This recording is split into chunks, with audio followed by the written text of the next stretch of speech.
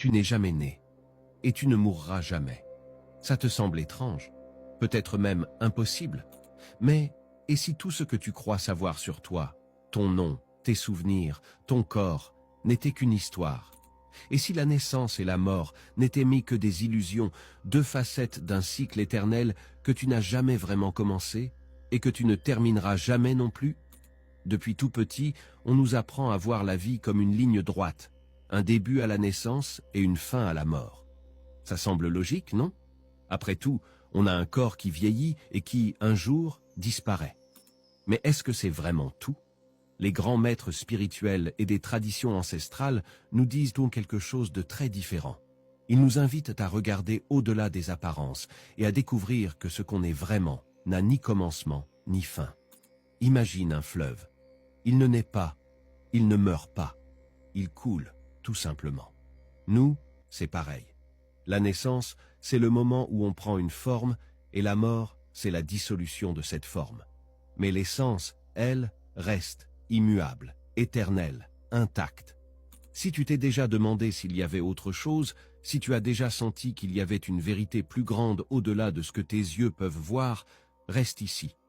Explorons ensemble ce que ça veut dire de réaliser que tu n'es jamais né et que tu ne mourras jamais. Prépare-toi à la plus grande découverte de toutes.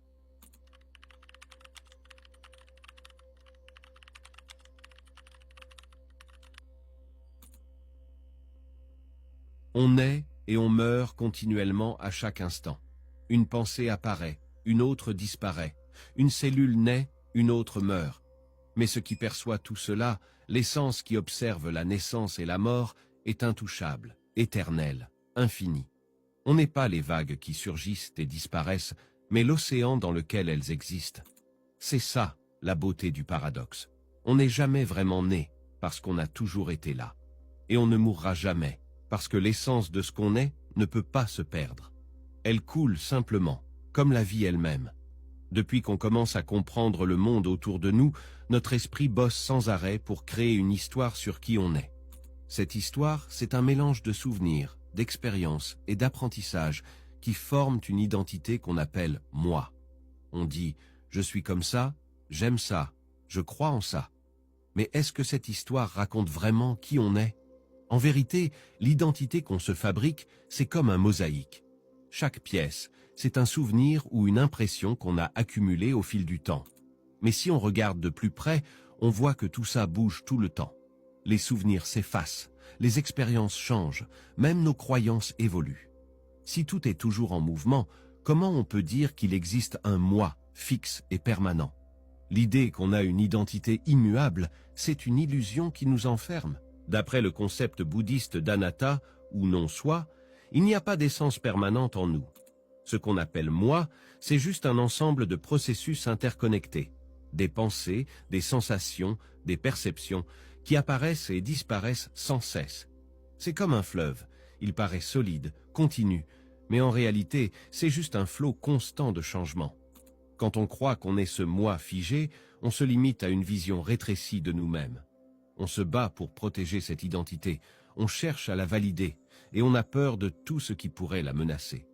Mais quand on commence à démonter cette histoire, on se rend compte que le moi est beaucoup plus fluide et moins concret qu'on le pensait.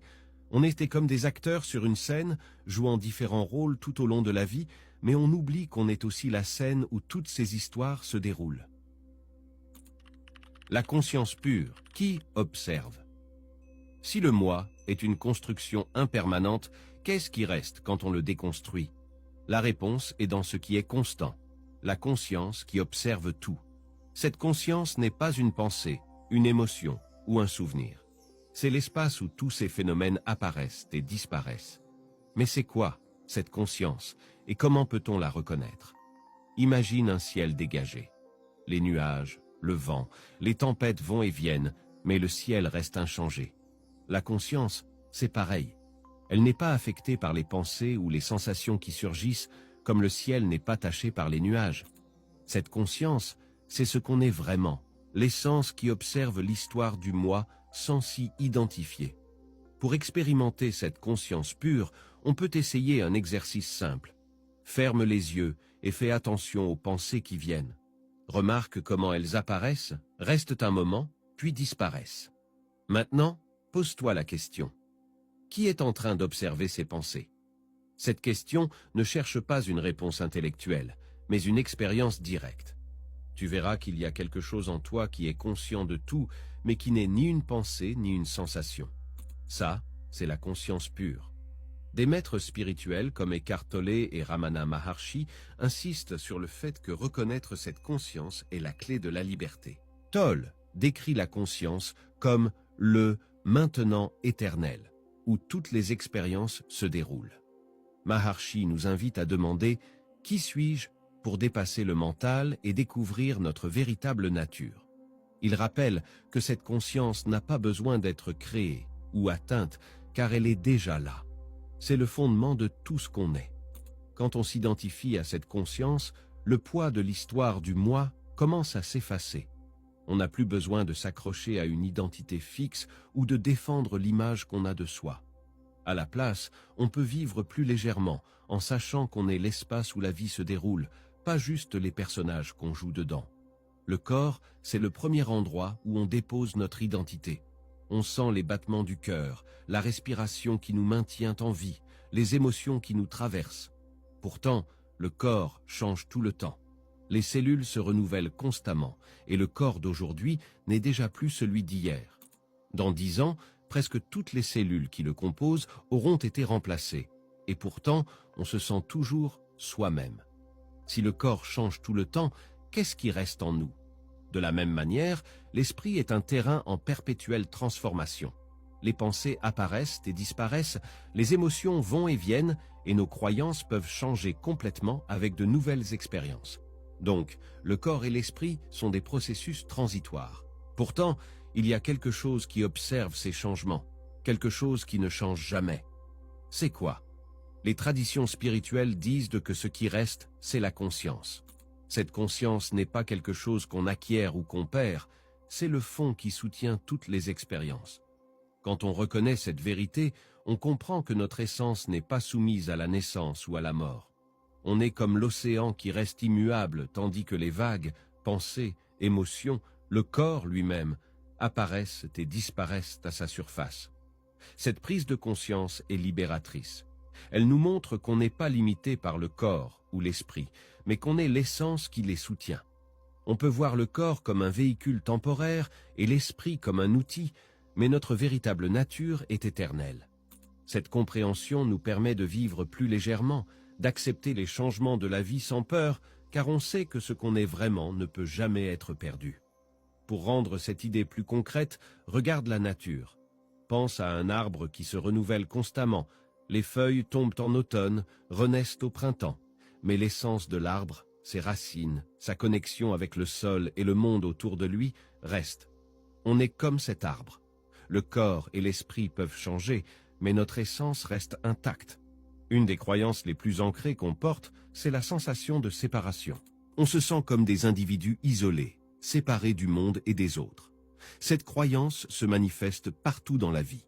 On s'identifie à nos corps comme s'ils étaient des frontières entre moi et l'autre, et à nos esprits comme des réservoirs uniques de pensées et de souvenirs.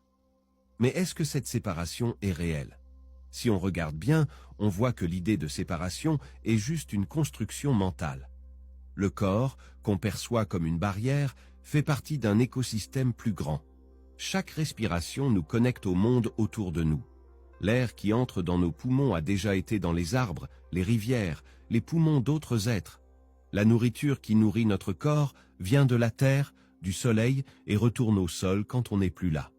On est tous connectés dans un cycle constant d'échange et d'interdépendance. Cette interconnexion ne se limite pas au physique. La conscience, qu'on ressent comme unique, est en réalité une manifestation de la même essence universelle qui traverse toute chose. Comme les vagues de l'océan, chacune semble distincte, mais aucune n'est séparée du tout. Quand on comprend ça, l'idée de séparation commence à disparaître. La croyance en la séparation est à la racine de beaucoup de nos peurs, surtout celle de la mort. Quand on s'identifie comme des moi isolés, la mort semble être une fin définitive. Mais en réalisant qu'on fait partie d'un tout, on comprend que la vie ne commence ni ne finit. Elle se transforme simplement. L'ego, qui crée l'illusion d'individualité, est comme un masque qu'on porte temporairement. Quand ce masque tombe, on réalise qu'on est le tout, vaste, infini, connecté. Rumi, le poète mystique, disait « Tu n'es pas une goutte dans l'océan, tu es l'océan entier dans une goutte ». Cette phrase résume la vérité essentielle. On est des expressions uniques de quelque chose de plus grand, tout en n'ayant jamais été séparés de ça. Des pratiques spirituelles comme la méditation, le silence contemplatif et l'abandon au moment présent nous aident à dissoudre cette illusion de séparation. Quand on laisse l'ego de côté, on expérimente une unité indescriptible avec l'univers. Ce n'est pas quelque chose qu'on peut comprendre intellectuellement, mais quelque chose qu'on ressent quand on s'ouvre au mystère. Quand on réalise qu'on n'a jamais été séparés, on commence à vivre différemment. La peur diminue, la compassion grandit, et la vie devient une danse d'interconnexion. Il n'y a plus besoin de défendre ou de justifier le moi, parce qu'on comprend qu'on est tout ce qui existe. Et dans cette unité, on trouve la véritable liberté. La mort comme transition. Pour beaucoup, la mort est perçue comme une fin définitive, le point final d'un voyage commencé à la naissance. Cette vision, bien que courante, est limitée si l'on considère les nombreuses perspectives spirituelles qui voient la mort non pas comme une fin, mais comme un passage vers une autre forme d'existence. Selon ces traditions, la mort ne met pas un terme à ce que nous sommes, mais marque une transition dans un cycle continu d'apprentissage et de transformation. Dans le spiritisme, par exemple, la mort est comprise comme un retour au plan spirituel. Le corps physique, qui n'est qu'un vêtement temporaire, se désagrège, tandis que l'esprit, notre véritable essence, poursuit son chemin. Allan Kardec, le fondateur du spiritisme, décrit la mort comme un changement d'état, comparable à un réveil après un rêve. Selon cette perspective, la mort révèle non seulement la continuité de l'existence, mais elle offre aussi à l'esprit de nouvelles opportunités de croissance, que ce soit dans la dimension spirituelle ou à travers de futures réincarnations. Le concept de réincarnation est central dans de nombreuses traditions spirituelles, comme l'hindouisme et le bouddhisme. Ces philosophies enseignent que la vie n'est pas un événement unique, mais fait partie d'un cycle plus vaste de naissance, de mort et de renaissance. Chaque incarnation est une occasion d'évoluer, un chemin pour résoudre des leçons du passé et progresser vers un état de plus grande harmonie et compréhension. Dans le spiritisme, cette idée s'enrichit avec la conviction que chaque vie est une expérience planifiée, avec des défis et des opportunités spécifiques pour l'évolution de l'esprit.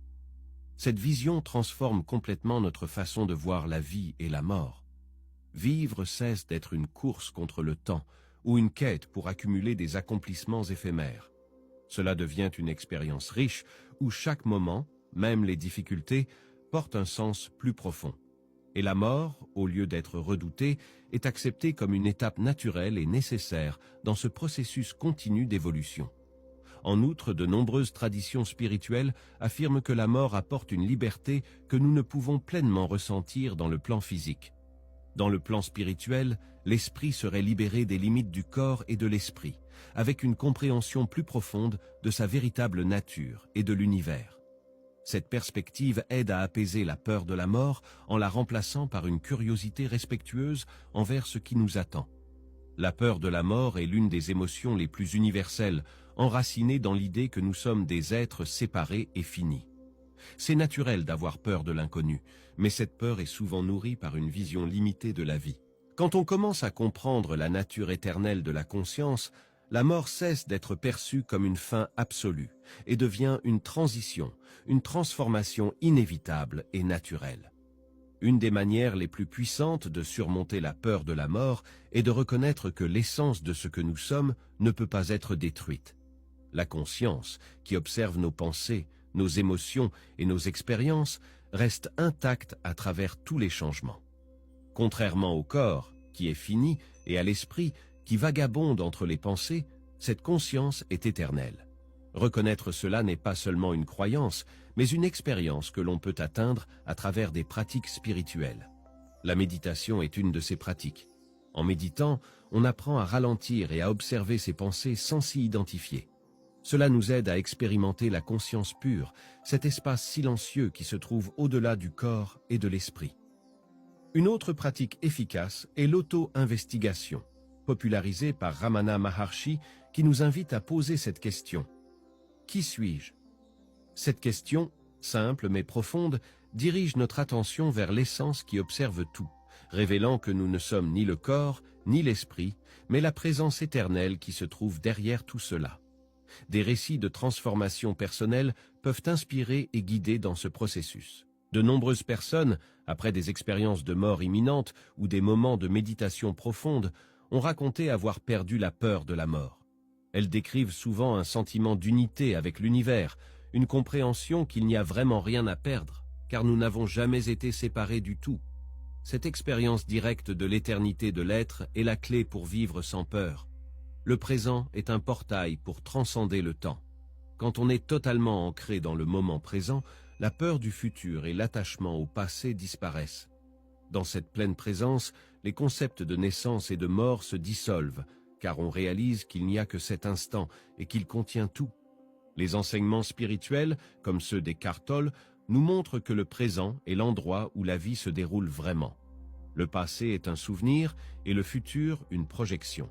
Seul le présent est réel. Des pratiques comme la méditation centrée sur la respiration ou la conscience corporelle nous aident à nous ancrer dans l'instant présent. Par exemple, en ressentant simplement l'air entrer et sortir de notre corps, on se connecte au flux de la vie, ici et maintenant. Une autre pratique efficace est la pleine conscience, où l'on apporte une attention totale à ce que l'on fait, que ce soit laver la vaisselle, marcher ou écouter un son. Ces pratiques nous permettent d'accéder à l'éternité de l'instant présent et de comprendre que, tant qu'on est dans le maintenant, on est libre des limites du temps.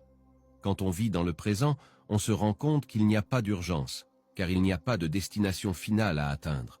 La vie cesse d'être une succession d'événements vers un but et devient une expérience continue de l'être. Cet état dissout les préoccupations liées à la naissance et à la mort, car on reconnaît qu'on a toujours été là, dans cet espace éternel qu'on appelle maintenant. La réalisation de l'immortalité. Se réveiller à la vérité que nous ne sommes jamais nés et que nous ne mourrons jamais est une expérience transformante. Ce n'est pas une idée intellectuelle ou une croyance à accepter, mais une réalisation directe et profonde de la nature de ce que nous sommes. Ce réveil commence quand on abandonne notre identification au corps et à l'esprit, en comprenant qu'ils ne sont que des manifestations temporaires et qu'on se tourne vers ce qui demeure, la conscience pure. Quand on comprend que notre essence n'est pas limitée par la naissance ou la mort, quelque chose change profondément dans notre perception de la vie.